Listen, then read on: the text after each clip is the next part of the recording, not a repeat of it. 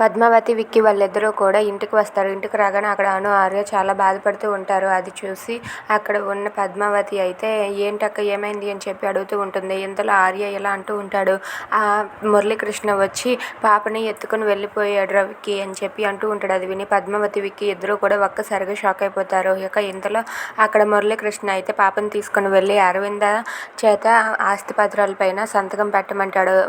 ఆ మాటకి అయితే అరవింద నేను సంతకం పెట్టను అని చెప్పి గట్టిగా తేల్చి చెప్పేస్తుంది. అది విని అక్కడ పాప ఏడుపు వినిపిస్తూ ఉంటుంది. ఇంతలో అరవింద అయితే అటుగా వెళ్తూ ఉంటే, నువ్వు కానీ ఇప్పుడు ఈ పేపర్ల మీద సంతకం పెట్టకపోయావో వాడు చేతిలో నుండి పాపని కింద పడేస్తాడు, పడేయమంటావా, రే పడేరా, తిని సంతకం పెట్టదంట అని చెప్పి మురళీకృష్ణ అంటూ ఉంటాడు. ఇక ఆ భయానికి అక్కడ ఉన్న అరవింద అయితే లేదు లేదు నేను సంతకం పెట్టేస్తాను అని చెప్పి ఆ పేపర్లు తీసుకొని మొత్తం అన్నిటి చోట సంతకం పెడుతూ ఉంటుంది. ఇంతలో అక్కడికి విక్రమాదిత్య వస్తాడు. విక్రమాదిత్య వచ్చి మురళీకృష్ణని తంతాడు. తన్నగానే అక్కడ ఉన్న అరవింద అయితే ఒక్కసారిగా చాలా హ్యాపీగా ఫీల్ అవుతూ ఉంటుంది. ఇక మురళీకృష్ణ ఒక్కసారి షాక్ అయిపోయి ఎలా అంటూ ఉంటాడు, ఏంట్రా ఎందుకు వచ్చావురా అని చెప్పి అంటూ ఉంటాడు.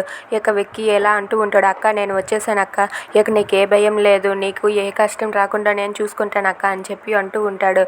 అది విని అక్కడ ఉన్న మురళీకృష్ణ అయితే ఎలా అంటూ ఉంటాడు, రా రా రా ఎందుకు వచ్చావో నాకు తెలుసు, నా చేతుల్లో చావడానికి వచ్చావు కదరా, రారా నువ్వో నేనో తేల్చుకుందామని చెప్పి అంటూ ఉంటాడు.